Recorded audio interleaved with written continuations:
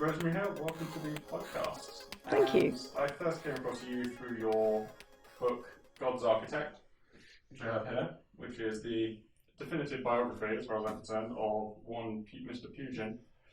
And what came to make you write about Pugin? Why did you pick him, of all people, to sort of do an extensive biography about? Well, I'm a historian, and rather than a biographer per se, and I think biography is one of the tools in the historian's toolkit. And sometimes when you look at a subject, biography is not the right thing to crack it, as it were. With Pugin, it clearly was, because I realised that he'd been written about as a designer, he'd been written about as a Catholic. Whichever way people had written about him, he didn't quite seem to come together. And I knew quite a lot of Roman Catholics who really admired him as a hero of Catholic emancipation, but thought that he had very extravagant ideas about architecture, and quite a lot of architects who thought that he was a genius at architecture, pity about all the religious delusions. So you think, well, no, this was a real person. And so I decided that biography was the best way to put Pugin together. Why Pugin? I think, to be absolutely honest, my subject as an historian has always been the connection between philosophical ideas and three-dimensional objects. How is it? I mean, if you have an idea about the human condition, you can write a poem that expresses it, or an essay, or even paint a picture. But why is it that your beliefs about how society ought to be will make you design wallpaper in a certain way? But this happens over and over. You think of the Shakers, you think of William Morris. So I've always been interested in that as a subject. And I have to say that I spent my formative years in a school by one of Pugin's less talented followers, which was a kind of Gothic horror of such depressingness that I always thought, how did a building like this ever happen? And many years later, I worked it out. Which one of his followers was that? It was, I've suppressed his name. He built Tintsfield. Okay. Norton? Yeah. I think Perry was one of his, wasn't he? Yes. Because I know the church down the road from where I live was built by Perry. And it's a very sort of pure Victorian. Yes. Yes, no, I mean, that sort of thing is right. And I think I'm more forgiving now of my school building because I understand it better. But it was, I also didn't like anything else about the school. But something about all those towers and crockets and cloister-like effects. And I've always been, without ever thinking of becoming an architect, I wouldn't have the talent, but I've always been very much affected by buildings. My mood is affected, my attitude to everything is affected by them. So I suppose that led me into, as I say, just wondering how on earth anyone could have conceived of something like that. Yeah, it is a particular association with school, isn't it? I mean, the one that immediately comes to mind in most people's popular imagination is Hogwarts, of course, which is a sort of mixture of Scottish baronial and Gothic, and depending on which bit of the country they're filming in, I suppose. Yes. And who was doing the CGI. But it has that sort of association with sort of establishment kind of formality and almost oppression of institutions, but not necessarily in a negative way. How does that style, I guess, link in philosophically to those sort of attitudes? Well, I mean, it's connected with institutions, and it is. My school was run by the Church of England Missionary Society, so there's a very direct ecclesiastical Gothic connection. But the Victorians had the Gothic Revival, and the Victorians also had, which is one of the many admirable things about them, a great sense of civic responsibility. So they built Gothic town halls and Gothic libraries, Gothic university buildings. And one of the things that irritates me enormously when it happens to be this government, but all governments do it, fail to maintain any kind of decent standard in prisons, and then say, well, of course, these Victorian prisons, Brixton, for example, now has twice the density that it had that it was designed for. I mean, it's not the Victorians' fault. And similarly with the Victorian sewer system, if they hadn't built these things so well, they would never have survived through centuries of neglect. So I think it's more a sort of, I suppose it isn't just a coincidence of time and ideas. What the Victorians came to believe about Gothic was that it represented, obviously it represented the Middle Ages in a sense, but it represented a coherent society, a pre-individualistic society. I mean, Ruskin and Morris, of course, were quite wrong about the role of the craftsman in the Middle Ages, but so historically it was a mistake, but that doesn't really matter. What they believed was that it was a time when people worked for the glory of God, or they worked for the good of others, and they didn't just seek out personal fame. So that does, I think, translate quite directly into these great civic buildings. And Pugin very much came on to the sort of the obsession with the sort of medieval and the Gothic from a religious and a philosophical position, didn't he? Like he started, I think, did he start as not as a Roman Catholic, but as a Anglican, and then converted? Was that right? Yes. Yeah. Yes, absolutely. I mean, well, of course, the problem for the people who were beginning to rediscover the Middle Ages in the last years of the 18th century, Pugin was born in 1812. So it was really his parents' generation and half a generation before that started to look again at the Middle Ages, not just as in the way that Horace Walpole looked at it, very intelligently, but not particularly, not as a model for the future. But what they were seeing was, as I say, a society that was less individualistic. People were losing faith. I mean, the French Revolution was the most appalling shock to the whole of Europe. And so the Enlightenment idea that every day in every way everyone got better and better and cleverer went out of the window, and the past became interesting in a different way from the way it had been before. But your problem, and many of the antiquaries found this if you were English or Scottish, was that if you wanted to admire the Middle Ages, you wanted to admire its architecture. This was the work of a Roman Catholic state. And if you were English or Scottish, you were deeply committed to the Anglican Church as a state institution. Therefore, the Reformation was, in sort of 1066 and all that terms, the Reformation was a good thing. And the present state of the English Church was a good thing. And so how are you going to reconcile these two? And there were many ways in which people tried to fudge it. And Pugin was completely incapable of fudge, and he didn't like ambivalence. So he thought, easy peasy, just join the Catholic Church, and then the whole thing fits together. And he did it, as he did most things, just like that. And then, of course, it was then that the trouble started, because it was not so simple. Yeah, he does strike me as quite a sort of spontaneous and almost bipolar character in his sort of interest in one thing and his assurance of his correct views in one thing or another, and about turns on various architectural and religious and philosophical points throughout his life, his short life. And how did that sort of affect the way he was viewed as an architect, like his general character and his sort of tendency to be that way? I think that, I mean, he was an autodidact. That wasn't so unusual among architects then, because, an architectural training per se didn't really exist. But a lot of people, of course, did work in offices, and Pugin didn't. And he was no good from childhood. He did what came easily to him very quickly, and what came easily to him he was brilliant at. But anything that required study and persistence, we didn't do. And therefore, his career, to some extent, followed a law of diminishing returns, and his Catholicism, and his what was perceived as eccentricity. I don't think he was all that eccentric, really. It's all relative. began to work against him. He was no good with institutions of any kind.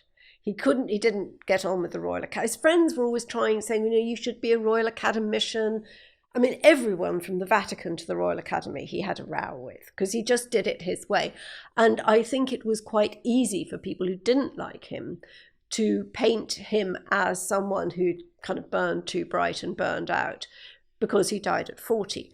When I came to the subject, I thought, well, maybe he did. Maybe he just ran through all his ideas and that was it.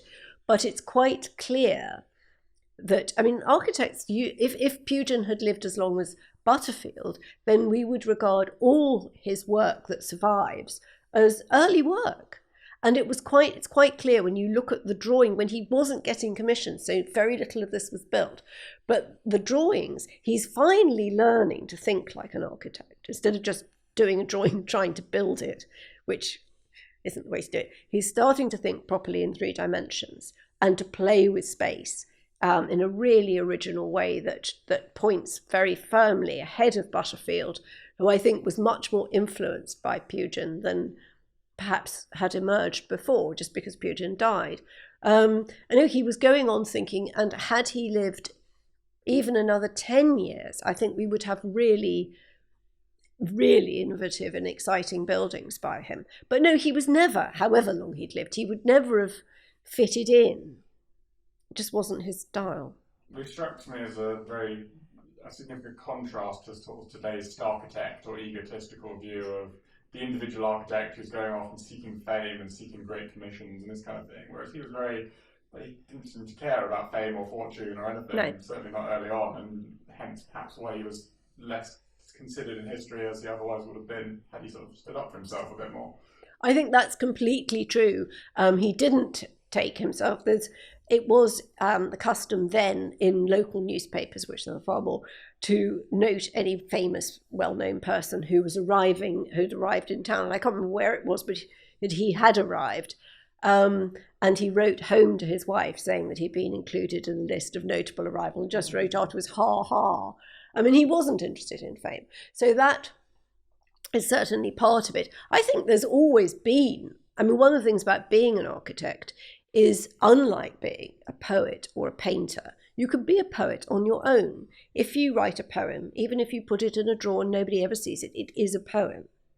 Whereas to be an architect in any meaningful sense, you have to have a building. And in order to put up a building, you have to get an awful, this, your listeners know this better than anyone. You need a lot of money, but you also need a lot of people. It's a bit like being a film director or an orchestral conductor. You have to have a lot of people who want to do the thing that you want to do. And one of Pugin's advantages in that was that he got on very well with work. He was more comfortable with them anyway, I think, often than grand patrons. And he had great charm, and he was a good person to work for. He made sure we would get told off a lot. But Pugin was very good at getting a lot of people to do what he wanted and to want what he wanted. And that was really essential.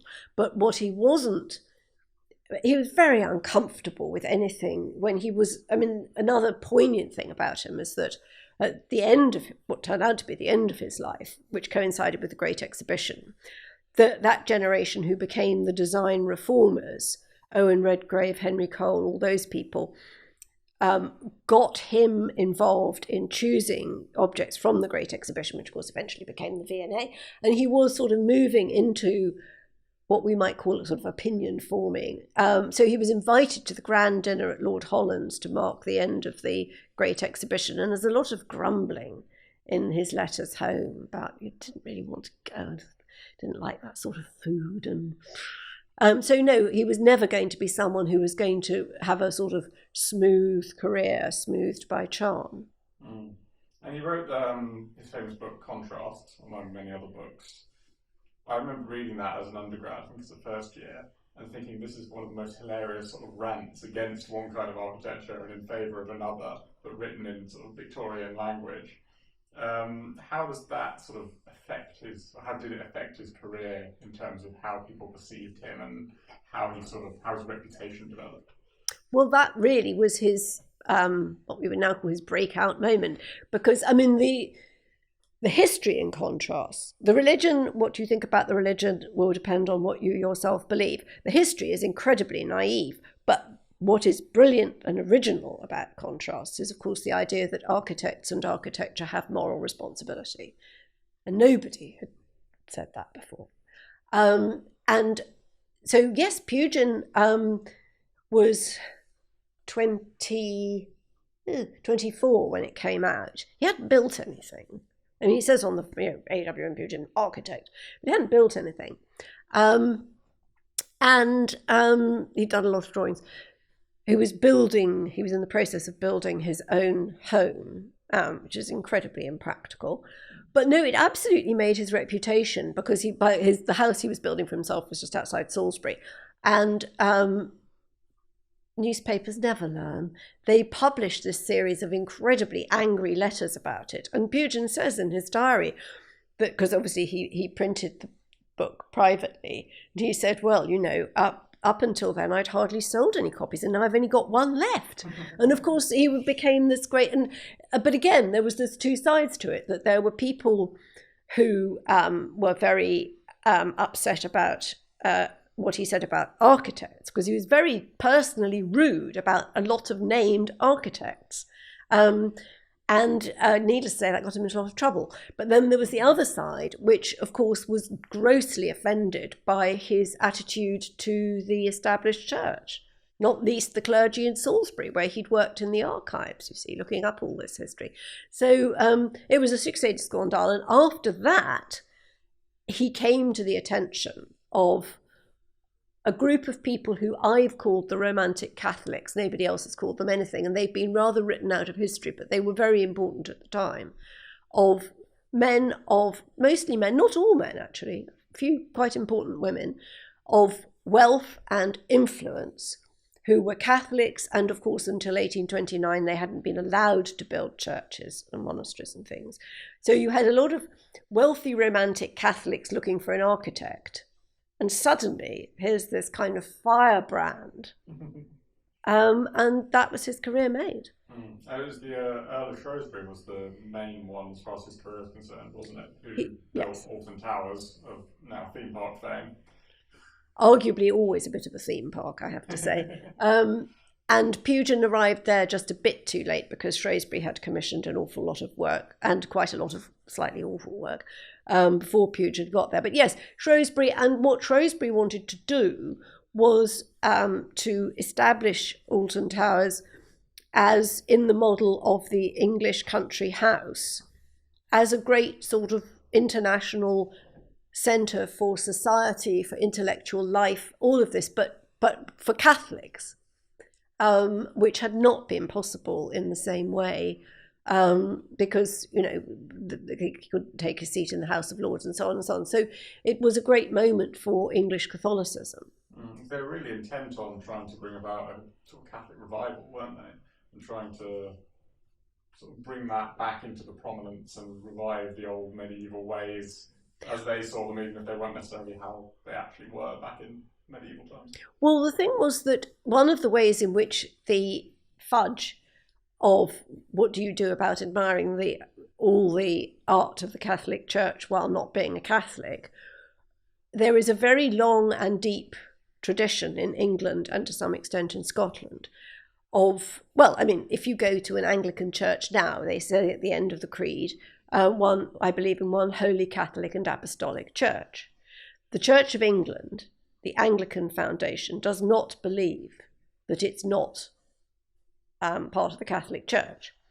It believes that, well, there's this tradition that before Augustine, at Glastonbury, Joseph of Arimathea, and this is all very kind of misty and Arthurian, but it was the idea that there is an English Catholic Church that has survived by direct apostolic descent, but is independent of Rome, goes very, very deep. And you even now, you scratch the surface, you'll find it.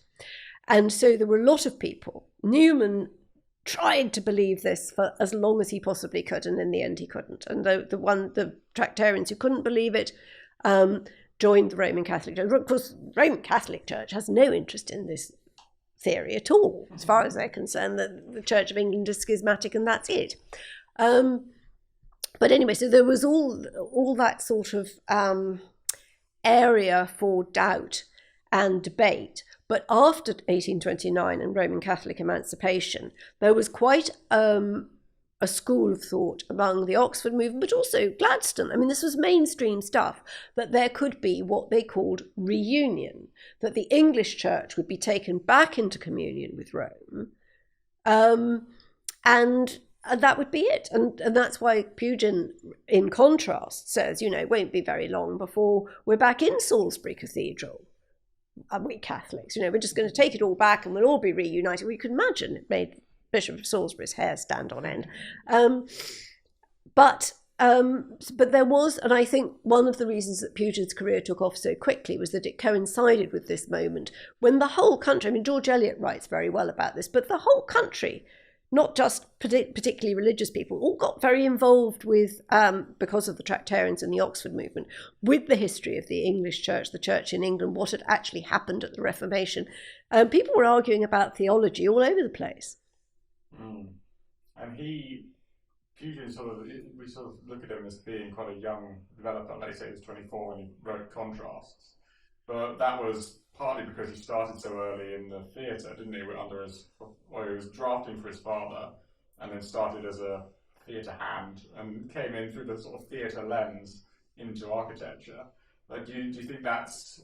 I don't know. It struck me when I was reading your book, going through that section, that kind of thing could never happen these days because you've got such a formalised route of all this education and then architectural education, and sort of young architect is 40 or lower these days. Yeah. So do you think his immaturity played a part in his architectural direction? Yes, I mean, I think to put him in his historical context, there were lots of people. It wasn't just a lot of people. The world that he grew up in, the social class that he came from, was. I mean, his mother was always kind of desperate about social status because she was sort of diminished gentry and was always very worried about it. But really where he was growing up was in a kind of, among a lot of artisan, that's why he always got on well with workmen. So there were a lot of people who were working when they were 12, 13, 14, and it was not because they were Mozart, it was because they needed, the money was needed, the expectation was that you would be earning your keep. So yes, no, nothing like that could happen now.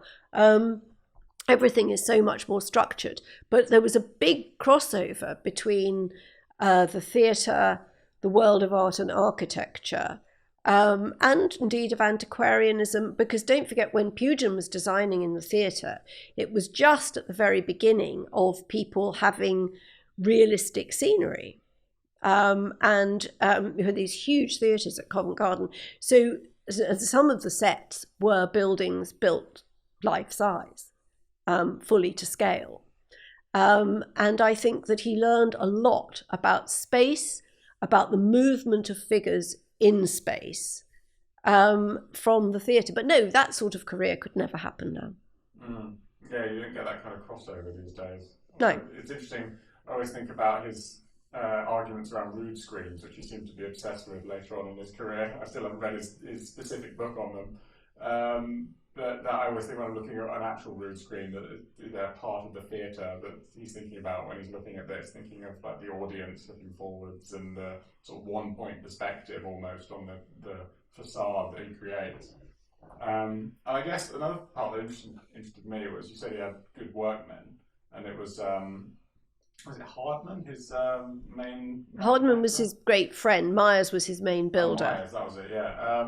But the idea that sort of in those days you would have a fairly not that detailed drawing, that's what sort of ornamental drawing, which you would give to someone like Myers to then interpret it almost in a slightly non-specific way, and it was down to their skill. I mean, correct me if you think I'm wrong in this, but it's down to their skill to do that well. Whereas these days, you sort of send somebody through a CAD file that's exactly the right size and exactly the way that you want it. And it gets well, I immediately think of Zaha Hadid's drawings. I mean, you know, that was very much the Pugin approach. You know, you go on a piece of paper and hand it to someone and say, build that. Yeah. No. Well, maybe Zaha is the last of those people, or was the last. Maybe, I don't know. I mean, I think that there's a question about Pugin was, as I say, he hadn't learned how to build, but so no, I mean, he definitely did give Myers a sketch, but he was unusual then. If you look at, and Myers, of course, was which suited Pugin. Myers was a cathedral mason. He worked. I mean, and there were no builders then who actually knew how a medieval building was built. There were still a lot of people who thought that medieval buildings were just kind of random heaps of detail that stayed up somehow, because very few people at that stage still had actually studied medieval architecture. But Pugin was he was at the extreme. If you look at Charles Barry's drawings, when he was designing the Edward VI Grammar School at Birmingham, which is where Pugin first worked with Barry, you can see that Barry is thinking in 3 dimensions. These are the drawings of an architect, whereas Pugin's drawings, really until almost the last couple of years of his life, they're drawings. They're scenery to some extent. He's not thinking in 3 dimensions. Is that because of his lack of formal training and not being an apprentice in an architect's office? Partly, and yes, I think very largely, because as I say, that did start to change in the very last years. But you know, when these things were not built. But the thing about rood screens is undoubtedly it's also part of the aesthetic of the picturesque, which is incredibly important, and it's also, of course, just very shrewd that if you give the illusion that there is some more space beyond, then you give, even if it's tiny space, just that sense that there is a beyond makes a space feel bigger. And one of the great rows in Salisbury Cathedral, when Wyatt was in there with Bishop Barrington, improving it according to Georgian ideas by taking out the tombs, lowering the floors, and Wyatt wanted clear sight lines all the way through.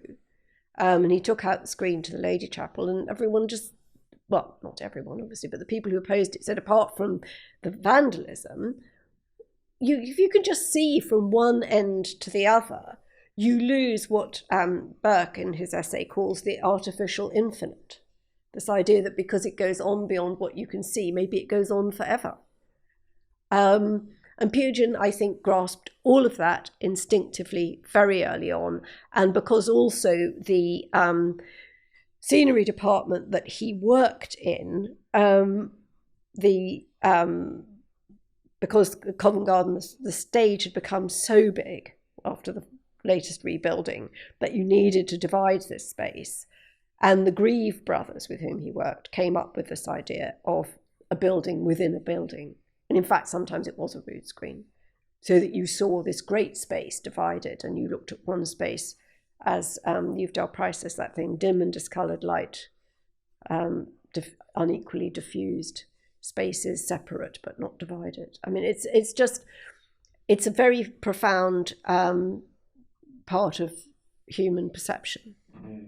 And do you think because he was driven so much by sort of religious perspectives and philosophical perspectives on that, is there something that architects today have lost in that respect, because so many architects aren't driven by a sort of a profound philosophical or religious agenda almost? Is there something that they had then, whether it's Pugin or any of his contemporaries, that's missing from today's architects in a sort of theoretical or philosophical way? I don't know. I mean, I don't know that philosophy makes good architecture. I think that many rather sceptical men have built very good churches. They are mostly men, of course. I don't know that it matters very much it makes, as I say, it makes Pugin a very interesting subject for biography, because he did have these two, well, many sides to his character, obviously, but there was this ideological, philosophical aspect. But I think Lutyens was a very great architect, and he didn't. And indeed, his wife's philosophy very much came between them. So, no, I don't think there's any correlation at all. And certainly, I think there are no architects today as a group are no more sceptical, irreligious, or thoughtless than they were in the 18th century. Well, architecture today seems less cliquey than it did back then, going from the people like your descriptions and other descriptions of the time of sort of different movements and competing groups. It seems that there's more of just a general cloud of agreement, apart from maybe sort of the traditionalists, as they're often referred to, people like Robert Adam.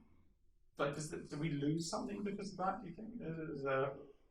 I think architecture seems to go through phases, as do many other aspects of human activity, where, you know, there's a time when you have to be a modernist or an anti-modernist, and then there's the time where everyone kind of relaxes a bit, and it is, as you say, now there's kind of a bit of everything going on. And I think that the 20th century was very much a time of binary oppositions, of communism or capitalism, modernism or classicism. And we've got to a position now which, and it'll change again, I mean, it always does, it's a kind of tick-tock between the Apollonian and the Dionysian. And at the moment we're in a phase of thinking, well, you know, may a thousand flowers bloom, or we know what we like, but we're much more individualistic again. We're much more, in some ways it's very good, we're much more respectful of individual people's sense of themselves and of the world. But perhaps we're a bit short on big ideas, which is kind of what you're saying. Yeah, possibly. What do you think sort of an architecture student, say we've just started the new term, say you're an undergrad, you've just got into architecture school, probably on Zoom these days. What can an architecture student of today learn from reading about Pugin or Pugin's approach to architecture? That they have a social responsibility. That is the most important thing. It's not about you as an architect only, though of course it is about you, but the to learn respect for society, and ideally, I'm not sure you'd learn this from Pugin, respect for earlier architecture. I mean, Pugin was fine with much earlier architecture. He wasn't very keen. Like most architects, anything that had been built by somebody else within his lifetime, he just wanted to knock it down and start again. But no, I think the fact that architects are in some ways much less important than they tend to think they are, of the star architect thing that you were talking about, but in many, many ways so much more important, because what you put people in to live their lives has huge impact. Yeah, no, I definitely agree with that. It's a strange one to think about in that respect, I guess. In terms of writing a biography of such extent, presumably that took a huge amount of research and time. Yes, it did. It's phenomenally well researched, your book. And this is why I can never be a historian, because the idea of sitting in archives, reading through letters and that kind of thing is just unbelievably mind-numbingly dull to me. But I love reading about it, but synthesized in such an excellent way by someone like yourself.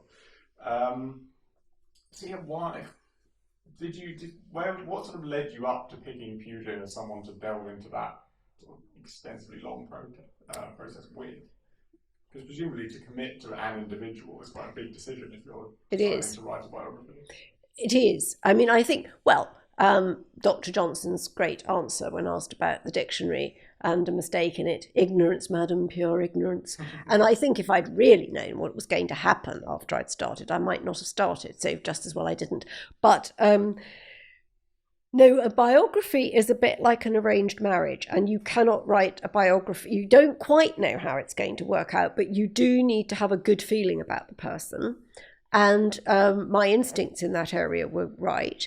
And I realised, well, first of all, of course, when I said I was thinking about writing a biography of Pugin, the architectural historians all said, oh, not another one, it's all been done. So I thought, oh, super, it's all been done. All I need to do is look through the secondary sources and put it in. But of course, nothing had been done. Really, biographically, very, very little had been done. But I read, nobody really knew who his father was. They knew who the man was, but he turned up in London during the French Revolution saying that he was Le Comte de Pugin, which he clearly wasn't. There was a lot of work to do. But I think that it, as you say, it is temperamental. I am very interested in people. I read Ferry, Pugin's school friend, Benjamin Ferry, who wrote a biography just about 10 years after Pugin's death. I read that and I thought, there's a lot here. This is a good story. This is a man who, by the time he was 21, had been shipwrecked, bankrupted and widowed. He went mad and died at 40. This has got to be, I started my life as a journalist. You just think, this is a story.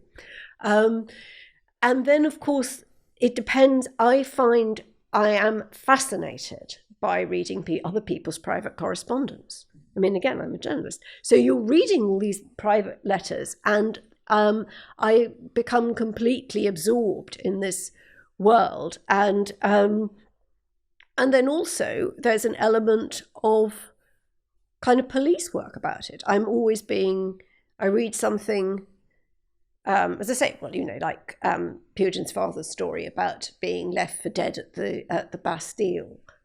You think, no, that's not true. You begin to get a nose for what is, if a story is both very familiar in a way, because heroes are always getting left for dead and escaping. But then on the other hand, it's a bit implausible, because if he was at the Bastille and he wanted to go to the French coast, why did he swim the Seine? He was going the wrong way. This is clearly made up.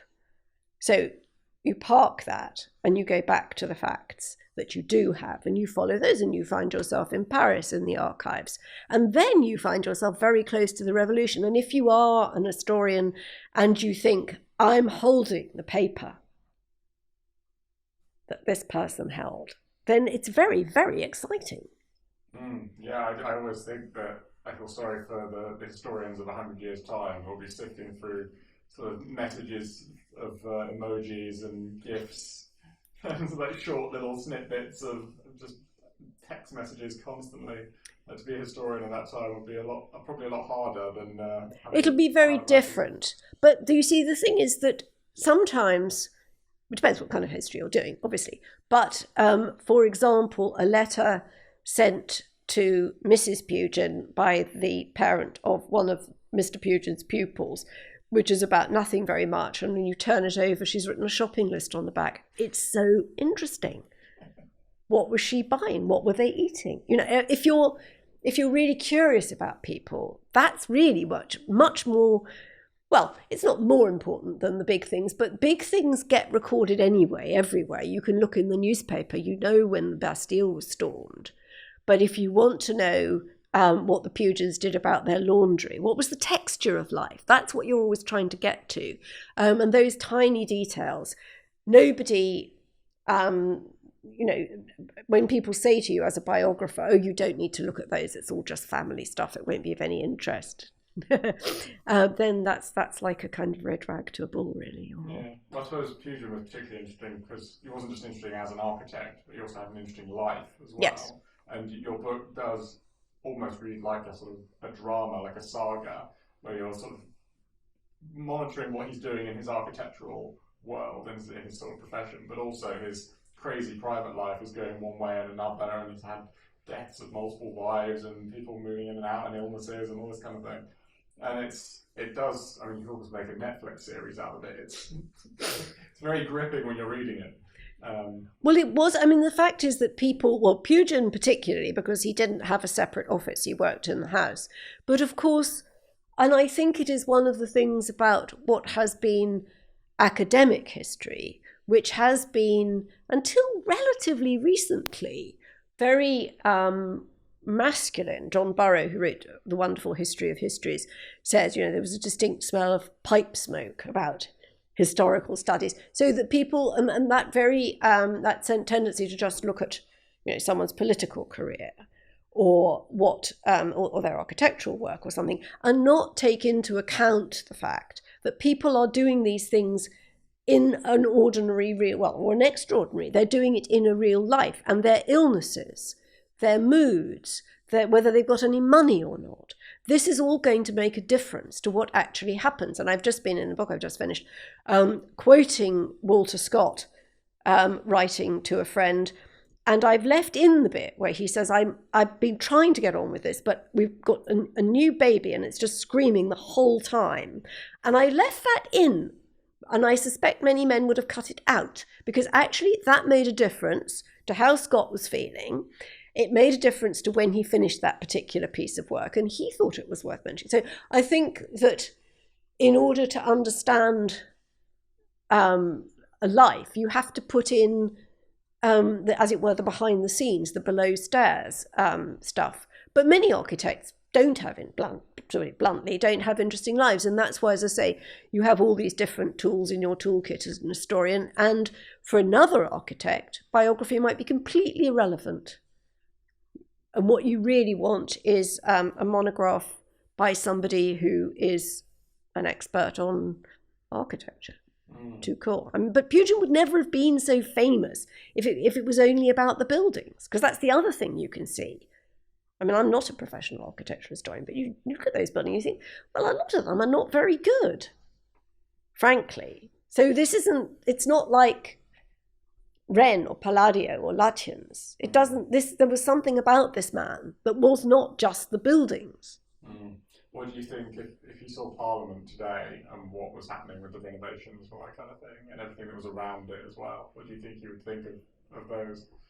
I think in this instance, it's important not to over-identify with your subject, but I think he and I would think the same, because I'm on a subcommittee which is part of the Restoration and Renewal programme. And I can't help feeling that it's all very like the 1830s all over again. The same arguments. At the bottom of it all, which is perfectly on the public record, is the reluctant stroke refusal of Parliament to move out. Barry had exactly the same problem. The warnings, you really can't go on like this. Something absolutely must be done. Then somebody writes in the newspaper that it'd be better to just close the whole thing down and move it somewhere else. All of this we went through in the 1830s, and I do hope it doesn't end the same way, with it, all the warnings being ignored and then the whole thing burns to the ground. It's possible, but I hope it doesn't happen like that. And I think he would think what he thought at the time, that it was, he was best known, that he would be annoyed that he's best known for that now, because it was really to him not only one of the least interesting jobs, because it wasn't his job, but it became a terrible treadmill to him, having to turn out all this stuff as he was getting iller and iller. And because he set his rates very low, because when he was just working for himself, he worked very fast. But of course, he was working for Barry, he kept sending stuff back, and there was all the revisions. So it became very uneconomical. And also because he was no good with meetings and committees and formalities and so on, Barry cut his salary in half. And Pugin was so good-natured. He just kind of accepted it and worked on and on and on and on and on. So I think he would just probably say, same old mess. I'm sure he'd enjoy all the new technologies we've got to speed up his manufacturing of his insanely complex stonework, though. Yes. I'm yet to visit Cheadle, and I'm very excited about going and seeing it in its full glory, hopefully. Which I got the impression from your book that was his sort of magnum opus in terms of his buildings, although later on, even that, he was saying he was changing his view on it, which led to, I guess, Ramsgate, the church there, being very different. Yes. But do you think there's the sort of the opulence of the interior of the Commons and of Cheadle as well? Do you think we'll ever get back to that, or will there ever be a movement that attempts to bring that sort of thing back? Well, it's never quite the same, but I think the idea of colour is coming back into architecture. People like colour, people like pattern, people like variety. And so that, I think, will come back. And what one generation regards as, a kind of terrible riot of clashing patterns. I mean, people going into the Grange, as it's Pugin's house down in Ramsgate, as it's been restored by the Landmark Trust. I mean, it must have always been a bit like that. And you do think, good heavens, this is very overwhelming to us. But so, I mean, we won't go back to that because we never go back. But I think a more highly decorated, more colourful, less machine-turned aesthetic is bound to come back. I suppose it's difficult, isn't it? Because the nature of how it's produced has changed. I guess this is where Ruskin and Morris come in, that they were trying to almost revive that kind of the handcrafted side of it, and but in a machine age, and at the dawn of the machine age, and just got completely overrun by a different philosophy, a different movement almost. Well, I don't know that they did. I mean, craft has never gone away, and people like it. I mean, when you're in Salisbury or Canterbury, or if you go to the mason's workshop, it's full of people watching people chipping bits of stone. Look at the unexpected success of the television programme, The Repair Shop. I mean, everyone loves it. They love watching humans making things by hand and repairing things. So the role of that in architecture, of course, was greatly diminished, almost eliminated. But the role of that, of craftsmanship in the human psyche, has never gone and never will. And as it comes back, stained glass, for example. I mean, there are all sorts of craft that... Still, I sit on the English Heritage blue plaques panel, and the blue plaques are made by hand, by a potter. And people who come on possibly to look up somebody who's got a blue plaque are riveted by watching that. And it's very difficult to reproduce that. That is part of sort of the romanticism, or the romantic harking back to an older, more idealised age, almost what Pugin was doing back to the medieval age. I think something like Etsy.com, which is like a craft site where they do exactly that same thing, but the same people who are buying something from Etsy on one day will also buy a mass manufactured thing off Amazon the next day. Yeah. And not think anything of it. So we're almost at this weird hybridization of sort of competing values. I think it's a mistake. I think Ruskin and Morris made a mistake by loading it with value.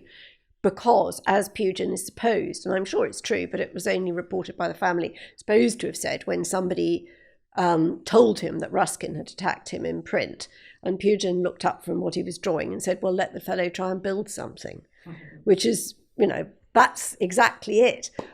So I think if you load it up with too much ideology, then you find yourself getting into a muddle, whereas Pugin was just very pragmatic. And you should be pragmatic. If something is better done by a machine, get the machine one. If there's nothing good about it just because it's wobbly and doesn't work very well, that's not, which is the whole kind of nightmare side of craft. But if you want a bowl that's been hand thrown, and it will be more beautiful, and it will have the mark of the maker's hand, and you like that, have that. There's no necessary conflict between these things. Like, it's that role of imperfection, really, isn't it? And the interpretation of the mason, or like you say, the mark of the mason. Yeah. Because if you took two pieces of stone, one that was hand chipped by a mason on site, and the other that was sort of spat out by a CNC router in 5 minutes, but were exactly the same. Like, even though they were exactly the same, you would think of them differently. Like, if you knew. If you knew, yeah. And that's part of the point, isn't it? Is these days people are trying to fake craft by using mass manufacture, or sometimes the other way around. They're trying to craft things to be hyper accurate. Well, less often, of course, because craft. I mean, for many years, I worked as a contributing editor on the Crafts Council's journal, and I also used to write about craft for the Guardian. Yes, always going to see people who were frankly very incompetent, and because whatever they'd made didn't work or fell over. And they said, well, that's the whole point, you see. And of course, it wasn't the whole point. It was just that they were incompetent. And I witnessed a very angry exchange between a cider farmer and a craftsperson who was going to charge something like, I don't know, £85 per one jar to hold cider. And this guy said, I've got a proper working pottery down the road, and they just turn them out all the time. So I think there was a lot of, particularly after 1940 in Leach's A Potter's Book, which kind of took on the Ruskin-Morris moral argument about craft. No, I mean, Pugin was very happy to use Jordan's patent carving machine to get the panelling roughed out in the Palace of Westminster, and then he used individual workmen to finish it by hand because you needed to. So I think just choosing the right tool for the job is the important thing, the right method for the job. Well, I always think these days the craft has sort of moved upstream closer to the architect now, because it's rather than being the workman on site who's actually doing the crafting, the crafting happens at the 3D modelling stage, where you're sat there on your computer creating something in 3 dimensions, which is a different form of craft, really. Yes. And then it just can go straight to a CNC machine or a 3D printer or whatever it is.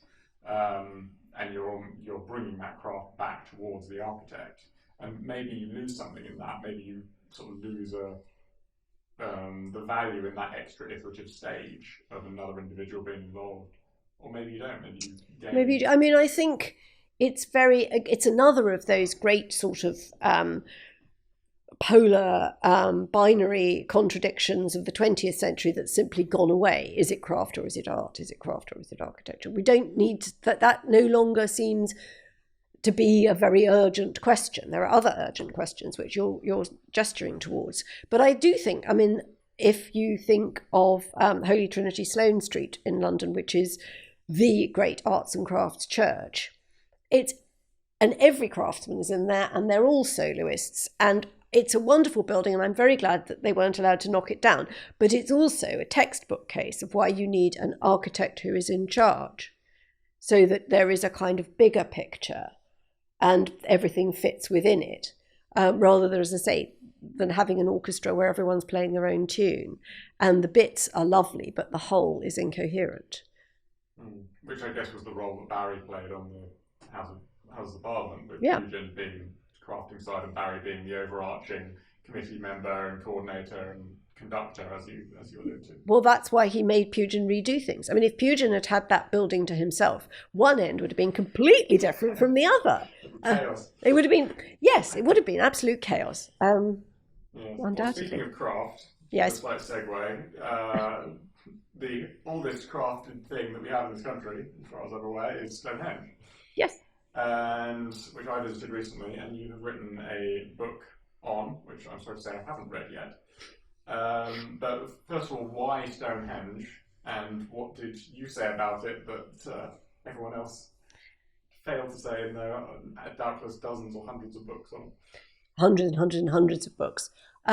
Well, same question really. How do ideas get into objects? And also, in my case, one thing that I didn't realise until I had written the book and somebody else pointed it out to me, that I was the first woman ever to write a whole book about Stonehenge. That's interesting in itself. I was sick of the idea that it belonged to archaeology. In this case, of course, there was, you might say with the same was true of Pugin in a way, that the overbalancing of ideas to actual information was very disproportionate. And because I was interested in writing about antiquarianism and so on and so on and so on. So for one reason or another, it seemed to me that Stonehenge, which has really, throughout recorded history, has really just been a giant mirror for ideas and for the passing of time. And I was quite happy to give the archaeologists a chapter, but they were only to have one chapter. And the architects get a chapter. There was John Summerson wrote in a letter to Gavin Stamp, I passed Stonehenge last night, the soul of architecture laid bare, which is a wonderful phrase, and it's true. And of all the things, I mean, people talk about Stonehenge being a temple, or it's a ritual site, or it's a tomb, or it's what. The only thing that you can actually say in terms of intention about Stonehenge, unequivocally, is that it is architecture, in that it is building aesthetically considered. It has an inside, it has an outside, it has different surface finishes. So the architects really, if you're going to say it belongs only to one group, one kind of way of thinking, the architects have a much better claim than the archaeologists. But anyway, the idea simply really was the book, if you do read it, you'll discover the structure of it is appropriately circular. So we start and end with archaeology. But Stonehenge, because it is so, well, monumental and inescapable, and at the same time mysterious, and that's what people love. I mean, people love a mystery, and they love a monument, and it goes on and on and on, being both.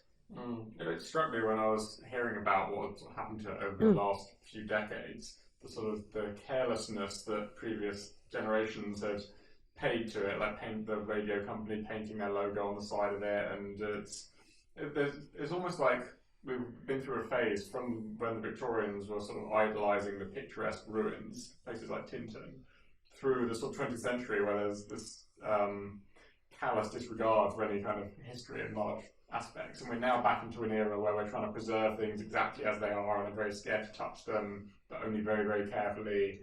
And sort of there's sort of a circularity to that, which is quite interesting to me, I think.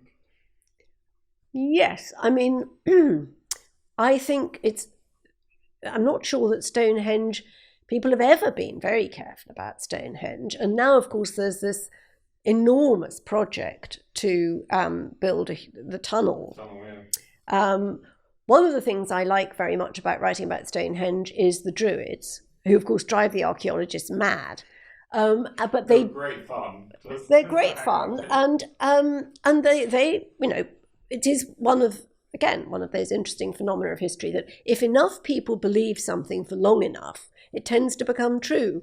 And although the Iron Age Druids had absolutely nothing to do with, and couldn't have anything to do with, the building of Stonehenge, because for hundreds of years people did believe there were Druids at Stonehenge. If you go now, there are Druids at Stonehenge.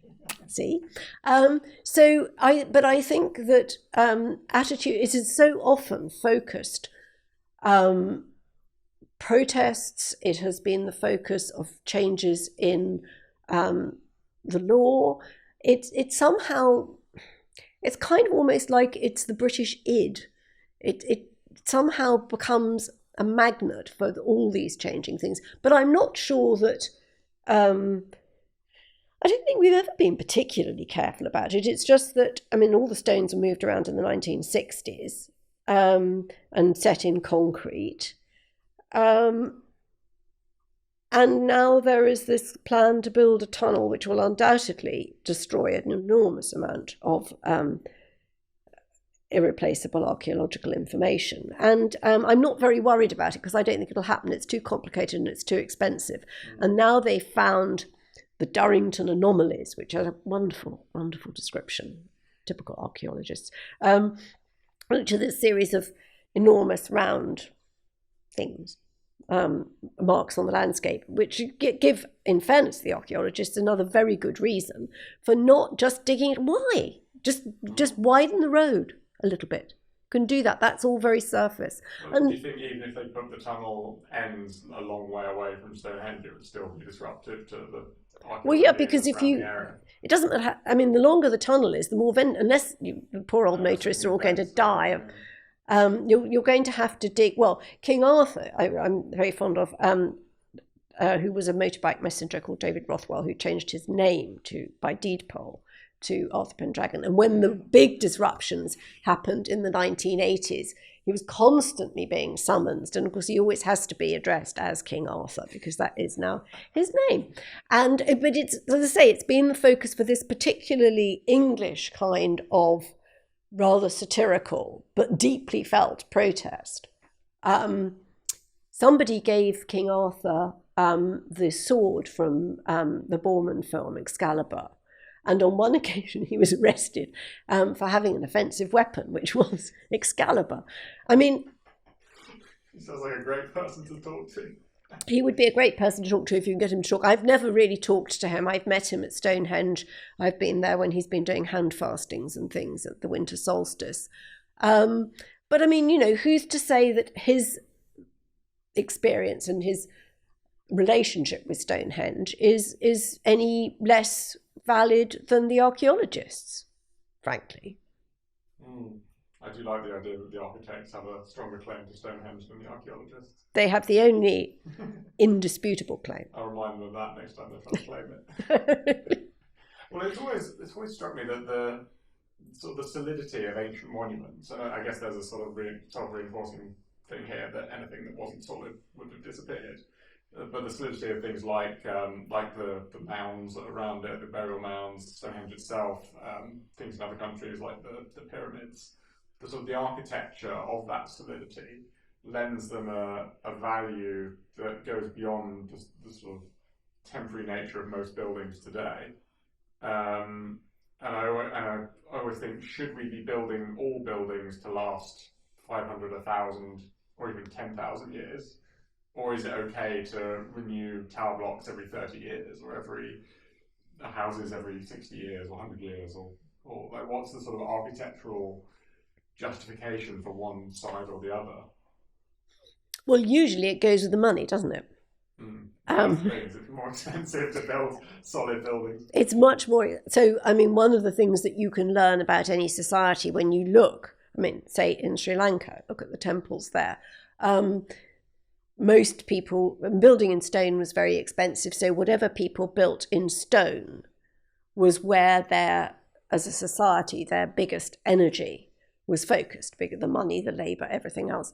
I think it would be an appalling idea if everything was built to last for 500 years. I mean, we would all be stuck with everything as it was. But I think but equally the idea that you build something that's just with the idea that it'll be taken down in 30 years, what we'd all need to think about, both I think morally, socially, because of climate change, because of everything else, is about the reuse of buildings, the adaptability of buildings over time. And nothing should be built to be taken down, but as I say, to be as adaptable as possible. I mean, round here where I am, there's the Camberwell swimming baths, which were built in 1899 as kind of steam baths and laundry and everything. They're still going. They've been adapted. There's a gym, there's a swimming pool, etc.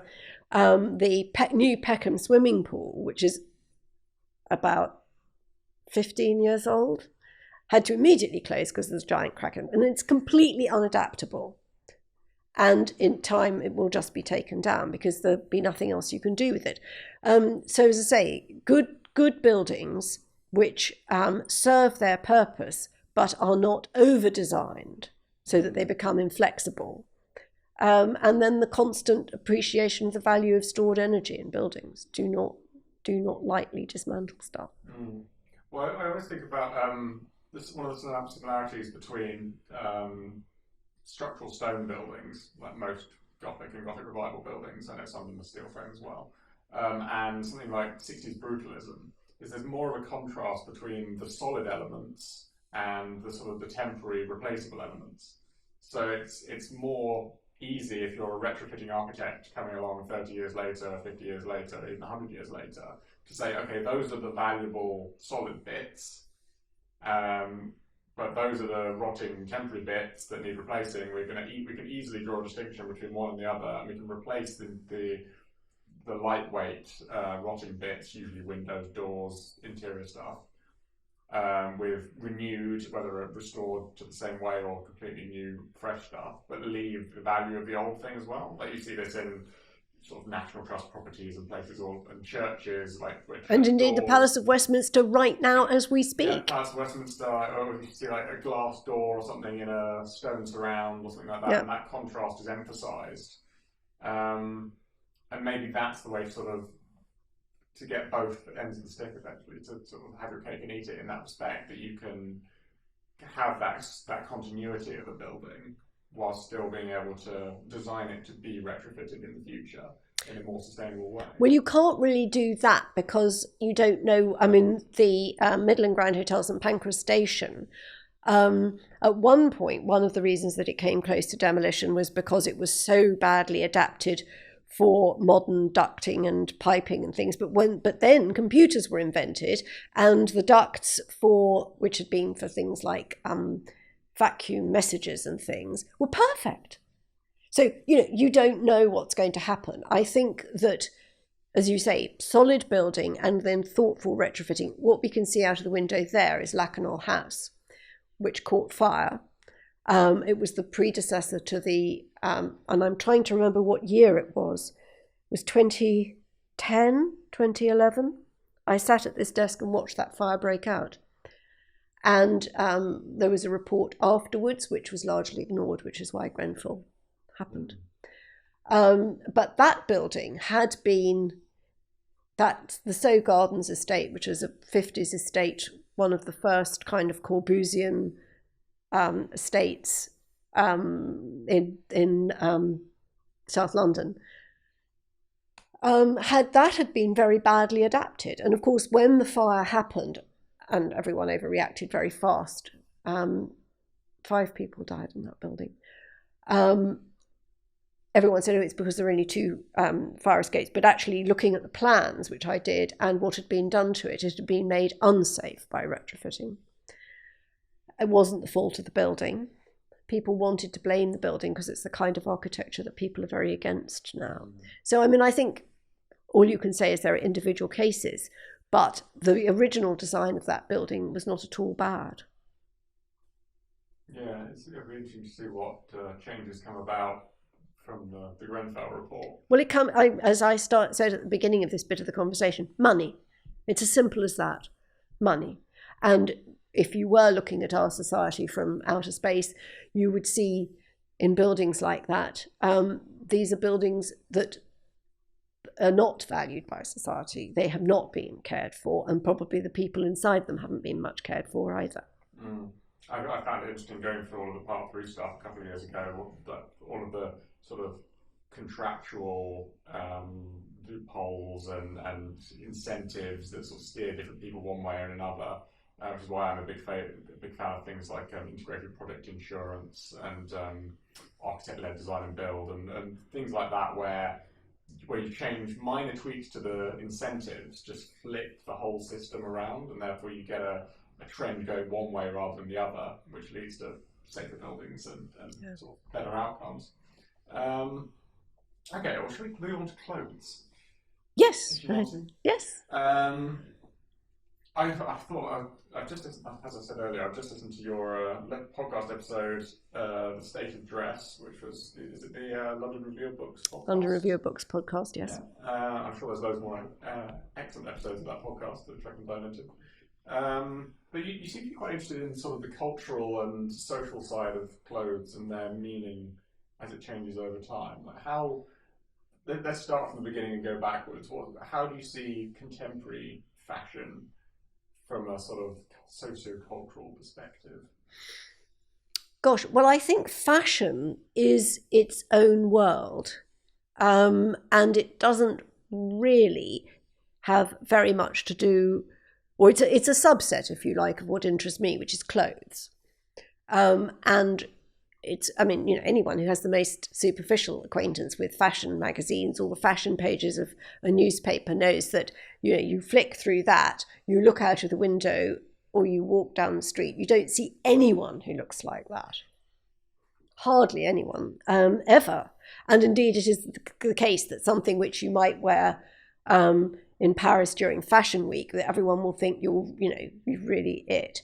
But if you went round Sainsbury's dressed like that, people would just think it was sad, because, they wouldn't know that this peculiar outfit was the thing. Fashion, clothes are very contextual, I suppose, is what I'm beginning to say, that we all know that we are sending and receiving signals via our clothes, and that sometimes coincides with fashion, and fashion overall tends to reflect something about society. But if you look at photographs of people in the 1920s, women of course are much more interesting, to me, and generally I think if you're interested in clothes, because I think men on the whole, unless it's their business, they say a lot about themselves with their clothes, but really what they mainly say is, I don't want to think about clothes. I'm just going to wear this stuff because it's okay. Whereas women are always very aware. I mean, if you just look at newsreaders, and women are always, their clothes are always commented on, and quite rightly, because the clothes are actually saying something, that a man's dark suit. Women don't have the equivalent of the dark suit or the dinner jacket. So you're saying something whether you want to or not. But to go back to the 1920s, you look at all those wonderful fashion plates.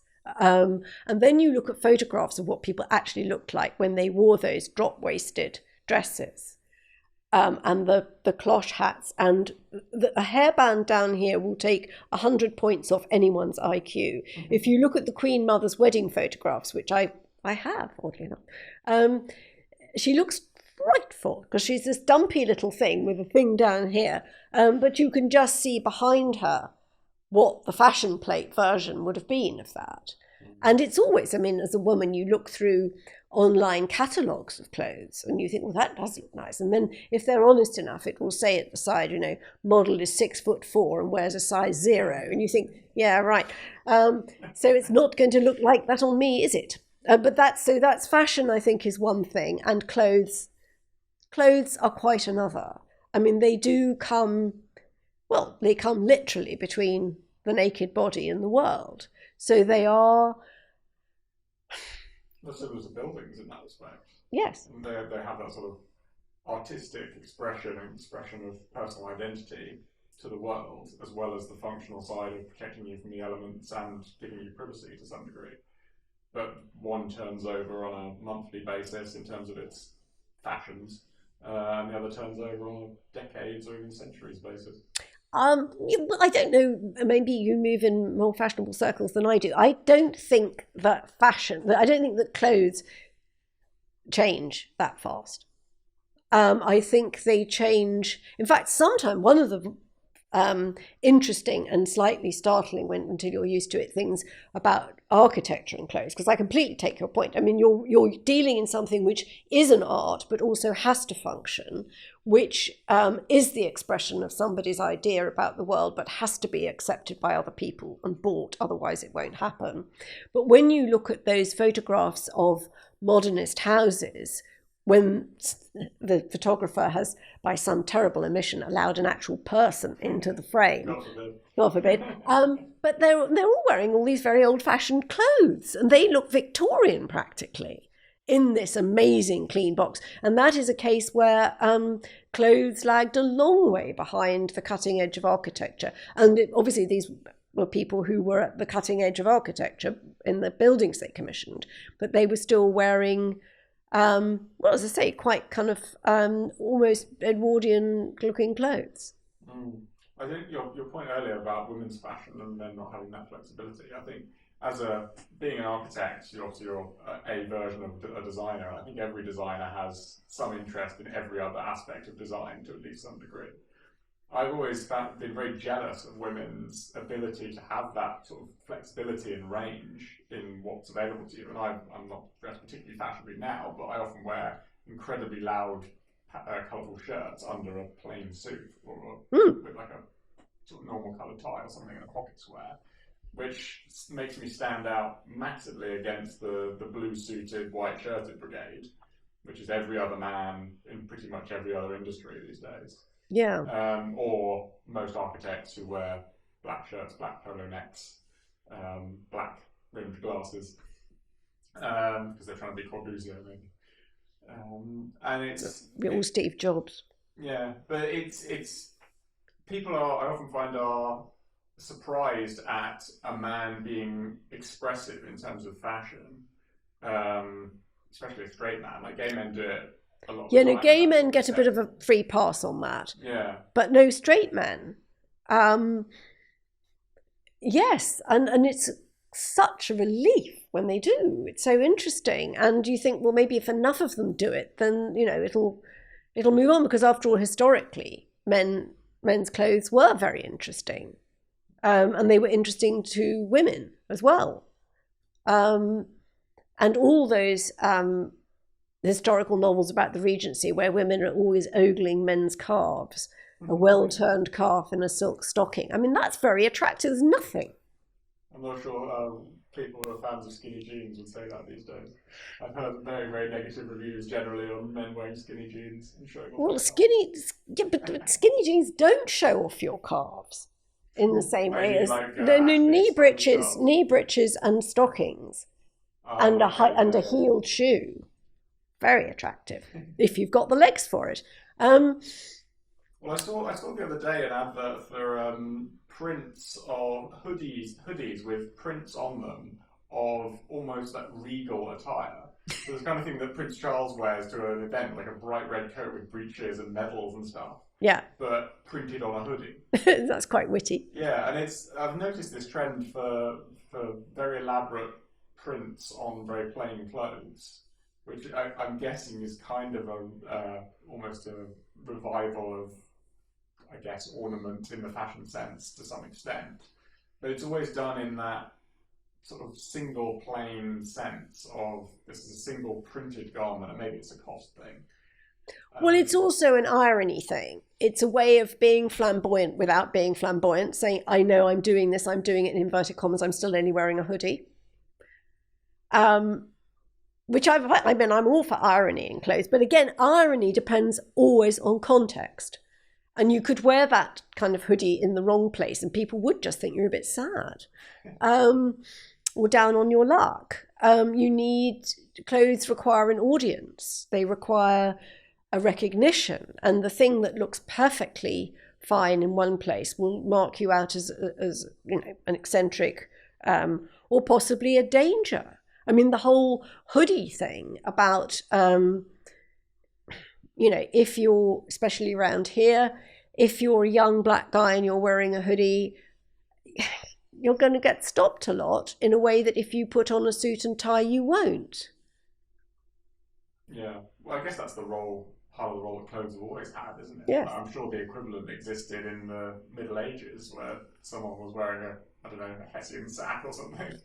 No. You watch far too much Blackadder. People didn't really walk around covered in mud wearing Hessian sacks in the Middle Ages. Well, no, because there wasn't fashion then. I mean, that's the whole point, isn't it? That you only get fashion is a product of urbanity. You only get it in the city, and also, of course, you had sumptuary laws. So once you get fashion starting at court, and then within the city. And then in order to preserve a social hierarchy, you have sumptuary laws about who can wear what. And you're not allowed, if you're, as it were, baldric, to go strutting around in silk. But then, obviously, that all control was lost. But there are, Defoe in Moll Flanders, who is a career criminal, and she does what shoplifting was part of her repertoire, and she does, and pickpocketing, and she does what people do today. She said it's incredibly important to be well dressed. She always got up to the nines, expensively dressed, very well done hair. So she didn't look suspicious. And yes, there would have been somebody wearing the sort of clothes that she normally wore going into an expensive shop, probably would have been followed round by the equivalent of the store detective. So yes, but I think that, as I say, it's what you wear in. Clothes are all context. Mm. And they play a huge part in your identity as well. Yeah. You could there's almost a two-way feedback loop between what you're wearing and how you behave. Yes. And how people treat you. And that people sort of put on different identities, don't they? Like the guy who's wearing a hoodie one day might be wearing a suit the next day for a different context, like you say, but then also acts differently because of that. Well, the old cliche about, dress for the job that you want, not the job that you've got. There is something in that. And if you, also I think that if you dress in such a way as to suggest that you have a certain amount of self-respect, you will get respect from other people. Whereas if you just look totally thrown together, This was actually one of Pugin's problems. He was incredibly scruffy looking. And It's was strange for a man who created such sort of detailed, formal, ornate designs. It is. And well, he also did design his own outfit, this smock, which he is depicted in, and indeed on the Albert Memorial he's wearing it. And that, again, it's the artisan thing, if you think later on Eric Gill wore a smock like that. But no, most of the time he didn't, and recalled being asked to leave a first-class compartment on the train because nobody could believe he'd had a first-class ticket, which is exactly what you're saying. And of course he did have a first-class ticket, as it happened. But so yes, clothes, I think your comparison with architecture is a very good one, because it is, neither can ever be neutral. You can never not be saying something, but I think men have more of an option to say nothing than women do. Well, for men it goes down much more to the detail, doesn't it? Because you have that uniform, if you're taking the suit as the classic formal uniform, which I don't think necessarily applies as much these days, depending on the context. It then comes down to all the details, which is why you get men spending so much on exactly the right cut of suit, or the right type of tie, or a tie clip, or a sleeve length, or a button, or whatever it is. Glasses, yeah. Was it the narcissism of small differences? Yes. Whereas women can have like a brightly coloured jacket or coat, or a completely different form of clothes, whereas with men the form stays the same, but the details and the colour change, which is, I guess, convenient for us in the sense that you only have to have a couple of suits and you can change them as you need to. Very inconvenient for women trying to buy presents for men, because it always comes down to the socks, the handkerchiefs. There isn't that much you can do with them, really. But do you think women are approaching a uniform as there are more women in higher roles and more formal roles in the workplace? Or is that ever going to equalise to a point where women can just wear sort of a trouser suit, as in the same way that men wear suits? I don't think it will. As I say, what I would hope is that interesting clothes for men come back. But no, I mean, everyone thought that, well, not everyone, but it was generally thought in the 1980s that women had cracked this. And then yesterday on the Today programme, huge news, shoulder pads are back. And of course, when you look at those power suits that women wore in the 80s, that seemed at the time like kind of just inevitable things. They were, as you say, without connotation. They were just workwear. And you look at them now, and Joan Collins, and you just think, my God, that is so 80s. And all Cecil Beaton, who writes very interestingly about clothes and fashion, says, it takes exactly 25 years for the distance to be right to lend enchantment. When Thackeray wrote in the 1840s, when he wrote Vanity Fair, he said that the illustrations could not, which is set in the Regency, the illustrations couldn't show the clothes of the Regency because it would render the whole novel ridiculous. Yeah. Well, I guess we are now far enough from the 80s that to wear stuff from the 80s is ironically cool. Well, there's a cast iron rule, which is if you wore it the first time, don't wear it again. If you're old enough to have worn it once, you cannot wear it again, because a lot of people will think that you just never moved on. So yes, I remember wearing granny shoes and my own grandmother thinking that was very peculiar. And of course they looked rather cute on a 17-year-old girl. But if you wear them when you're older, no, wouldn't do at all. Well, I see the same thing in architecture, actually, because lots of, especially in London, lots of 80s hipsters are wearing 80s or neo-80s stuff. But also in architecture schools, a lot of the student work is postmodernist, sort of 80s pastel colours, round arches, circles, this kind of thing, all the sort of a new interpretation of postmodernism. Yeah.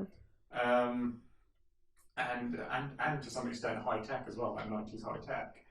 And I don't know whether that's part of the same phenomena or whether that's... I think it is. I mean, I think it is to do with the speed with which things come round, the chronological difference that is necessary, as Beaton says, to lend enchantment to the eye, so that things go from being just a bit out of date to passé to ooh, that's interesting. And they never come back quite the same. But that there are fashion and architecture also.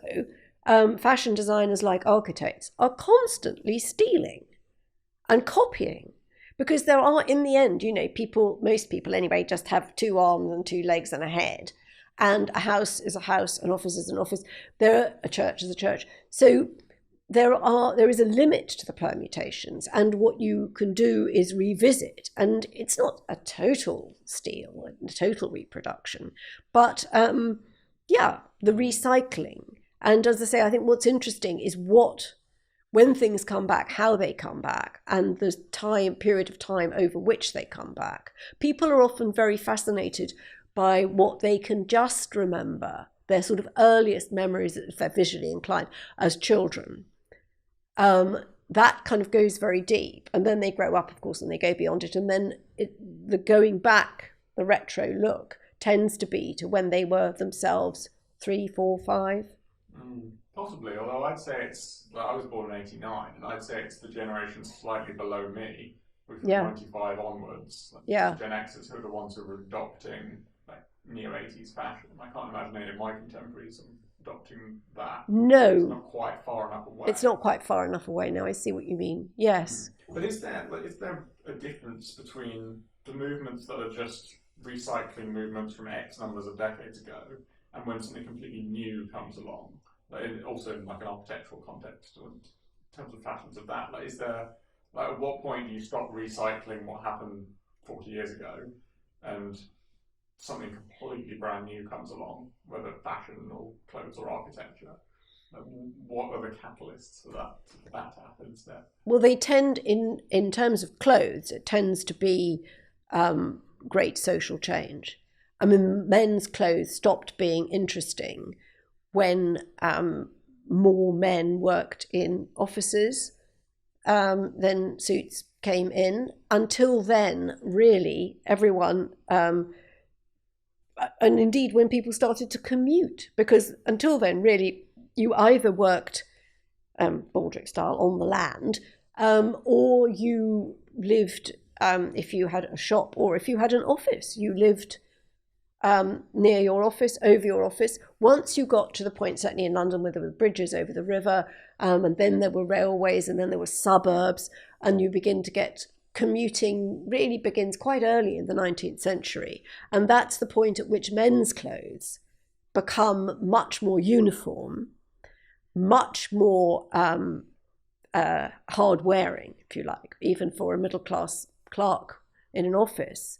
His clothes have got to stand up to the rough and tumble of getting to work and getting home again.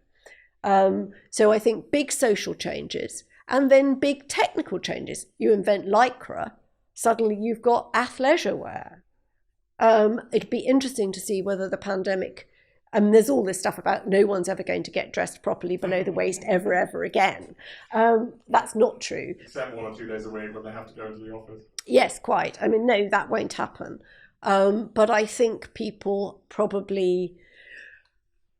I felt, certainly putting away my summer clothes this year, having not really had that sort of a summer, I felt very sad for them, and I hope that they'll come out again and come out into better times, because we also do, against another parallel with architecture, I think not everyone, but a lot of people and a lot of women become very emotionally attached to clothes, and also to their significance. And every bride I've ever known, they all say, I said it, well, I want a dress that I'll wear again. I don't want it just, they never ever do, because that dress, well, some do, but on the whole, that dress is about that moment and that thing, and it's preserved as a kind of relic. Well, there's a fashion for trashing the dress in some circumstances now, isn't there? Where they sort of ceremonially burn it or trash it in one way or another. Which is, like you say, it's almost like this was the memory. This thing has served its function. Yeah. It will not be worn again. Let's sort of ceremonially let it go. Yes, exactly. There is the idea that there's no ritual significance to clothes today. Two of the best fictional descriptions of that come in Muriel Sparks, the Girls of Slender Means, where there is an amazing dress, a designer dress that all these girls share, but the dress itself, it's a Schiaparelli dress, becomes like their soul. And it's being Muriel Spark, it's very funny. It's also extremely sinister book about evil. But the dress is central to it. And then in Sylvia Plath's novel, The Bell Jar, when she's having this nervous breakdown, she's been given what looks like, and she thinks is the great chance of a lifetime, the chance to work on this fashion magazine in New York, and she's won a competition, and she gets the job, and she gets a wardrobe of brand new fabulous clothes, and it all goes horribly wrong. But there's a wonderful scene where she throws the clothes out of the window and watches them floating away into the New York night sky, and it is part of herself that's going with them. And I think it is a range not only of dress, but for writers, particularly for women writers who understand it, it gives them a whole range of, well, it is metaphorical writing, but it is also, these are real dresses, real clothes, but they are also metaphorical. They can become metaphorical tropes, and I think that's just true in life. There's been some reaction to fast fashion recently. Do you think that will progress more and people will start paying more attention to their clothes, or is it sort of inevitable that we've sort of passed the point of no return in terms of cheap clothing now? Well, I think I feel quite impatient sometimes with people, particularly at the moment, who are very rightly exercised about the evils of empire and the iniquity of the slave trade, who are sitting there wearing, do you know where that thing was made? Do you know who was working in a sweatshop in Bangladesh or in Leicester? And the fact is that fast fashion clothes are not that cheap.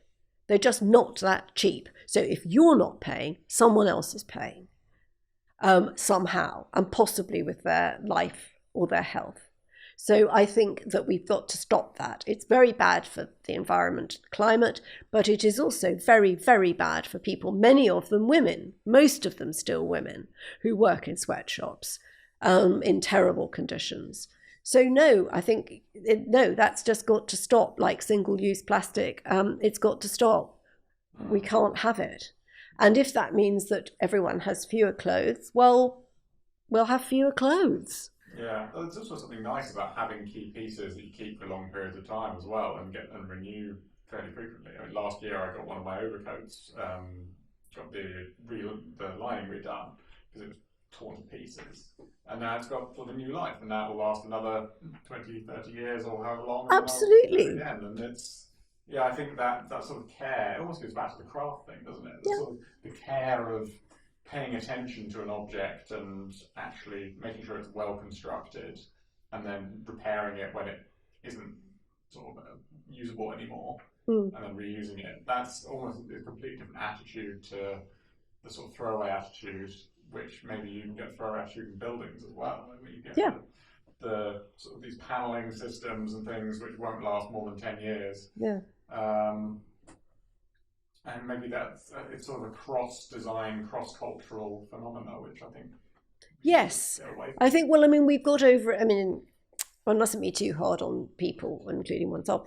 But you know, it was very exciting that you could suddenly make things very fast. There were fast ways of producing stuff. And it really began, I think, in the 60s and the 70s, where there was a place like Bus Stop and you could buy paper dresses, and you bought your dress on Saturday morning, you wore it on Saturday night, you threw it out on Sunday. And this was, you know, huge. And a lot of the women who were doing that, either they or their mothers, had grown up with a lot of home dressmaking. And, you know, the ready-to-wear ranges were, you know, it was all very, very exciting. But it comes at a cost, and certainly I like clothes that I've had for a long time because they're associated with certain times and places, and I can often remember what I was wearing when something momentous, either good or bad, happened. And certain clothes become friends, and you wear, if you're me and you're giving a lecture and you're a bit apprehensive about it, you know, you wear your lucky shoes, or you wear your favourite cardigan because it's a friend. So yes, I think you could have all sorts of relationships with clothes, but what we cannot have, the pollution of, it's the other problem with fashion. Fashion has to change. Fashion only exists as change. And that cannot go on in the same way. I mean, I think you can have a little tiny bit of very high-end fashion, perhaps, to keep people amused. But as people did in earlier generations, and all the way back to the Victorians and before that to Jane Austen, you retrim your bonnet, or you take your skirt up, or you let your skirt down, but you don't just buy, a whole new wardrobe twice a year. Yeah, I think it's that paying attention to what it is that you've got in your wardrobe. I think is more of a value that needs to come back, and I think maybe is coming back to some extent. Well, of course, the throwaway thing is very Anglo-Saxon. I mean, the French pay more for their clothes, but then French women will do that thing of having Agnes B, who's, I think, a great designer for the kind of middle-range woman, but she has a collection of, unfortunately, they used to be called Les Permanents, and now she's changed it to Les Forever, which is silly. The French have got a very good language of their own. But, the idea that they're quite expensive, and you buy her black trousers, you buy the good serviceable handbag. These pieces are expensive, but she's expecting you to have them for 20 years.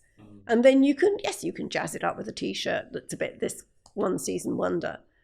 But the French have always been better at that, just as they pay more for their food and don't get so fat. Interesting. Well, maybe if people didn't get so fat, they wouldn't have to change their clothes so often. Well, that's another point. Well, on that note, we can call it a day. I can highly recommend your book. Thank you. God's Architect, one of the best biographies I've ever read. And yeah, well worth reading, very well researched. And your other books are Stonehenge? Stonehenge, Unicorn, which is a collection of the poems of Angela Carter, and the one which will be coming out next year, which is called Time's Witness. What's that about? It's about the Romantics and the reinvention of history, and it's got quite a lot of architecture in it. Oh, I look forward to reading that one. Rosemary Hill, thank you very much. Thank you.